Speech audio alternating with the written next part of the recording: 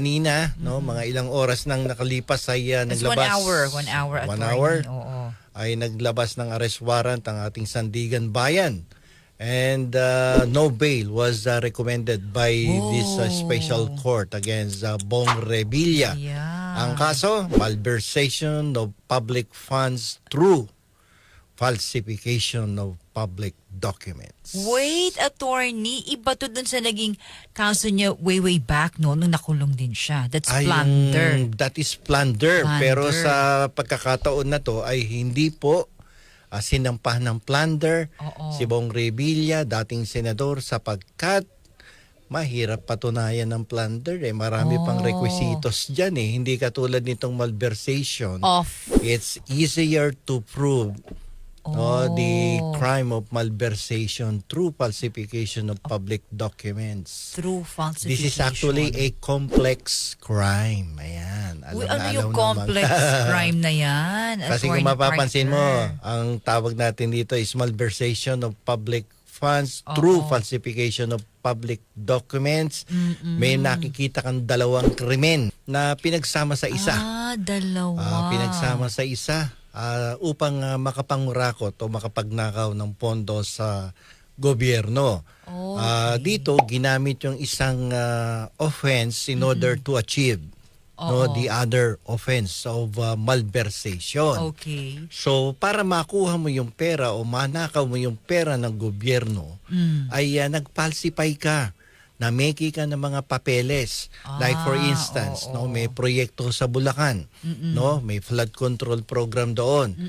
Pineke mo ang mga papeles, gumawa ka ng accomplishment report na hindi totoo, pinapirmahan mo kunwari sa isang opisyales, pero ikaw na rin ang pumirma, ginawan mo ng report, peke ang report. At para makuha mo ang pera, yung fake accomplishment report ay ibinigay mo doon sa treasury upang makuha mo ang pondong palagay mo 50 million, 60 million or 100 million.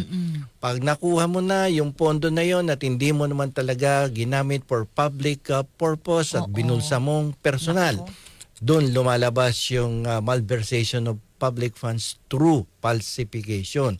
Dalawang offense na pinag-isa at ang isa ay ginamit upang ma-accomplish ang isa pang offense na mas mabigat.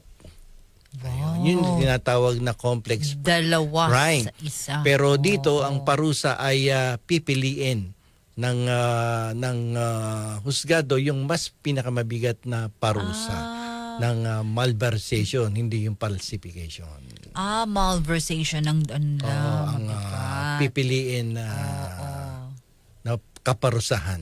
Yung kaparusahan para sa malversation ay siyang pipiliin na ipataw laban sa akusado. Okay. Ayun. So, ilang taon to, partner? po reclusion perpetua yan Kasi depende yan doon sa threshold amount Ang alam ko 78 million to ay malaking salapito at ang kaparusahan kapag ganyan ang ninakaw mo sa gobyerno ay reclusion perpetua. In other words, Tagalog, habang buhay na pagkakakulong. Ayan, ako hindi na nagtanda. No? At nung araw ay nakasuhan na ng plunder to. Pero yan nga, ang sabi ng husgado, ang sabi ng Sandigan Bayan, walang bail recommended for this crime. So, hindi makakapagpiyansa si Bong Revilla. Ang ibig sabihin, pag na-serve ang arrest warrant sa kanya mamaya o bukas ng umaga, ay walang piyansa yan. Walang bail recommended. At diretso siya sa kulungan. So babalik ba siya doon sa krame o doon sa bagong jail facilities na ginawa ng ating PNP? Pero hindi na siya senador kasi ngayon, di ba? Iba pag senador ka. Like for instance, palagay mo, ang inisyuhan ng arrest warrant ay si Jinggoy Estrada. Senador yun ngayon. Sitting senator yan. Kapag sinerve yung arrest warrant at siya ay binalik sa kulungan, kaakibat ng pag-aresto sa kanya ay yung 90-day prevention preventive suspension. Mm-mm. So ibig sabihin, hindi siya mauna makaka-attend ng mga hearing sa Senado at Senate. makakapag-perform ng kanyang functions, duties as a Oo. senator. Kay Senator Bong Revilla, since natalo naman siya noong nakarang eleksyon, so wala yung preventive suspension na tuloy-tuloy na rin yan sa kulungan at hindi makakapagpiyansa. Although may batas tayo, sa ilalim po ng rules of court, no, ay pag ganyan ang krimen na ibinibintang sa iyo at napatunayan na mayroong probable cause, yung pag-bail kasi becomes a matter of discretion on the part of the court. Kasi kapag medyo mababa ang parusa sa isang akusado, like for instance, kung theft lang yan, nagnakaw lang. nagnakaw lamang ng mga 50,000 pesos, syempre mababa ang penalty dyan. So yung pag-post ng bail is a matter of right. Matter of right yan. So pag matter of right, ang gagawin lang dyan, pag sinerve yung warrant of arrest mo, pupunta ka sa clerk of court, file ka ng motion to bail. Motion to Oo, bail. tapos papirmahan kay judge. Lalabas ka na. Kung umaga mo sinampa yung motion mo, bandang hapon yung pirmado yan at hindi ka makukulong. Pero kapag ang kaso mo ay katulad nitong malversation of public funds amounting to 78 to 100 million, aba, yan ang bail niyan is a matter of discretion. No, ibig sabihin dapat mapatunayan mo that the evidence of guilt is not that strong. No, to convince the judge handling your case na teka, tingnan natin, baka pagbigyan natin to makapag-post ng bail. But that is not a matter of right. That is a matter of discretion.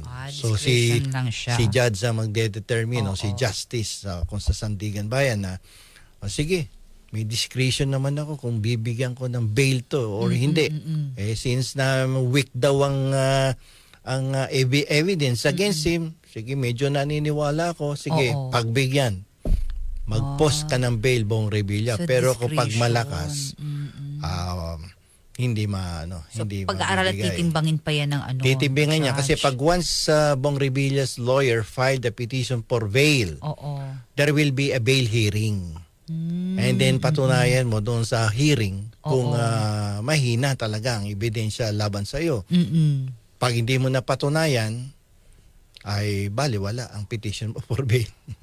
Hindi ka pagbibigyan. May ano na siya, partner, may hold departure na rin eh. Yes, oo. Kasama yan doon sa paglabas kasi ng arrest warrant ay talagang magre-request ka dapat ng hold departure order para hindi makalabas ng bansa ang isang akusado kasi kadalasan, lalo na pag mayayaman, ay labas ka agad ng bansa yan pag nakatunog na siya ay na-issuehan ng arrest warrant. Pero ano na, partner, no? Biglaan, tapos ang ilan sa ating mga kababayan, syempre maisip, partner, this is second time na nagkaroon ng kaso, no? Yeah, dalawang beses siya nakulong na actually. Yung first sa plunder, but this time for malversation. Yung sa plunder niya, actually may kautusan ng Korte Suprema na isoli niya yung 200 plus million. Pero lumalabas as of this moment ay wala pang sinusoling pera si Bong Revilla. Now, in this case of malversation, malalaki na naman ang amount ng involved dito, yung sa flood control. So, siguro dito dapat i-require na magkaroon ng restitution. No, ibalik yung ninanakaw kung talagang malakas ang ebidensya at napatunayan may bank transaction naman yan, no? Ibalik nyo habang dinidinig at nang medyo mamitigate yung liability ninyo sa ating mamitigate yung liability against the accused. Kung nagastos na, partner. Yun ang problema nila, no? Kung ginastos na nila ng ginastos yung pera at pinambili ng kung ano-ano. Attorney Bueno, bakit nga di pa po pina-follow up ng korte yung pera na pinababalik kay Bong Revilla? Yun na nga hanggang ngayon walang positive outcome doon sa decision ng Supreme Court na isoli yung 200 million. Yan ang dapat actionan din, no? Pangalawang kaso na to. Hanggang ngayon wala pa. Oo, tsaka Diba? bakit parang isipin mo partner, no? Pangalawang kaso na and the same person, di ba? The same person. Oo. Ang problema nito, baka mamaya, bukas makalawa, susunod naman yung kanyang Best friend kumpare. niya ba? Kumpare At, niya. best friend. Best friend niya yun, di ba? Oo. Ayun, Naku, pagka ganun partner, ano ba yan? magtakosa na naman sila. Ah, Ayun. Attorney Bueno, law and beyond. Learn the law.